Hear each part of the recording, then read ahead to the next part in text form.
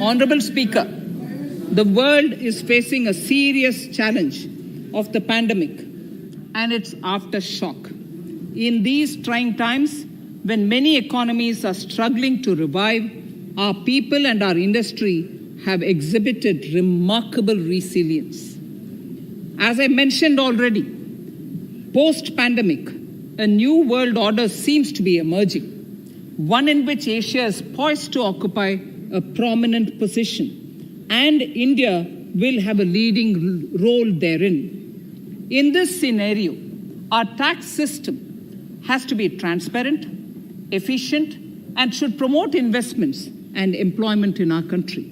At the same time, it should put minimum burden on our taxpayers. I borrow the words of Thiruvalluvar, the saint. Yetralum, eatalum, kathalum, katha vaguthalum, nalla valladarasu. A king or a ruler is the one who creates and acquires wealth, protects and distributes it for common good. Tirukkural. Direct tax proposals. Keeping this in mind, the words of Tirukkural, our government introduced a series of reforms in the direct tax system for the benefit of our taxpayers and economy.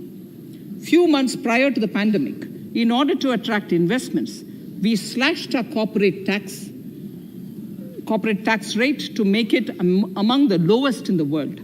The dividend distribution tax too was abolished.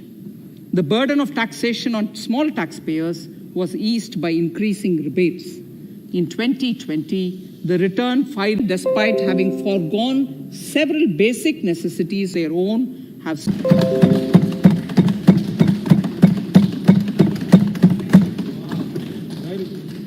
the paying bank will deduct the necessary tax on their income. Reduction in time for income tax proceedings. This is a very key announcement, if you ask me. Honorable Speaker, presently an assessment can be reopened up to 6 years and in serious tax fraud cases for up to 10 years. As a result, taxpayers have to remain under uncertainty for a very long time.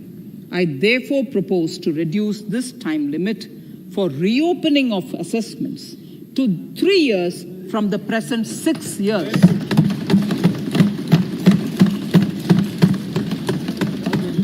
In serious tax evasion cases too, only where there is evidence of concealment of income of 50 lakh or more in a year.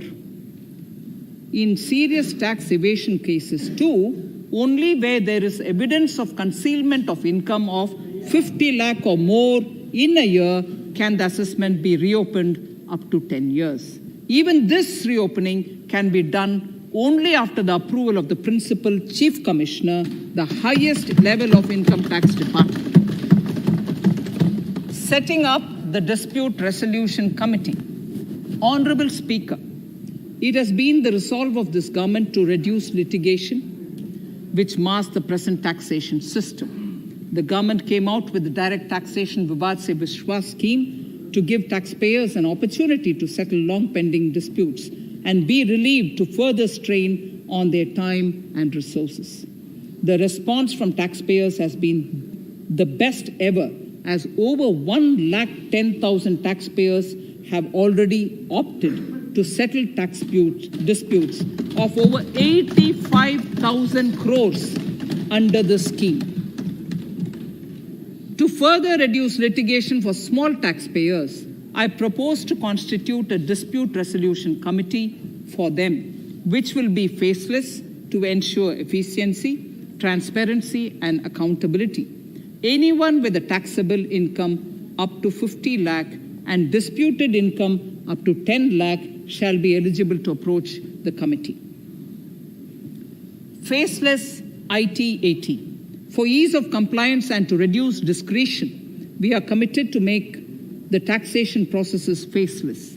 The government has already introduced faceless assessment and appeal this year. The next level of income tax appeal is the Income Tax Appellate Tribunal. I now propose to make this tribunal faceless. we shall establish a national faceless income tax appellate tribunal center. All communication between the tribunal and the appellant shall be electronic. Where personal hearing is needed, it shall be done through video conferencing. Relaxations to NRI. When non-resident Indians return to India, they have issues with respect to their accrued incomes in their foreign retirement accounts. This is usually due to mismatch in taxation period. They also face difficulties in getting credit for Indian taxes in foreign jurisdictions. I propose to notify rules for removing their hardship of double taxation. Exemption from audit. Currently, if your turnover exceeds 1 crore, you have to get your accounts audited. In February 2020 budget, I had increased the limit for tax audit to 5 crores for those who carry out 95% of their transactions digitally. To further incentivize digital transactions and to reduce compliance burden, I propose to increase this limit for tax audit for such persons from 5 crores to 10 crores. Relief for dividend. In the previous budget, I had abolished the dividend distribution tax in order to incentivize investment. Dividend was made taxable in the hands of shareholders. Now, in order to provide ease of compliance, I propose to make dividend payment to REIT and InvIT exempt from TDS. Further, as the amount of dividend income cannot be estimated correctly by the shareholders for paying advance tax, I propose to provide that advance tax liability on dividend income shall arise only after the declaration or payment of dividend. Also, for the foreign portfolio investors, I propose to enable deduction of tax on dividend income at lower treaty rate. Attracting foreign investment into infrastructure sector. In the last budget, for attracting foreign investment in the infrastructure sector, we had granted 100% tax exemption, subject to certain conditions, to foreign sovereign wealth funds and pension funds on their income from investment in Indian infrastructure. We have noticed that few of such funds are facing difficulties in meeting some of the conditions. In order to ensure that a large number of funds invest in India, I propose to relax some of these conditions relating to prohibition on private funding, restriction on commercial activities, and direct investment in infrastructure.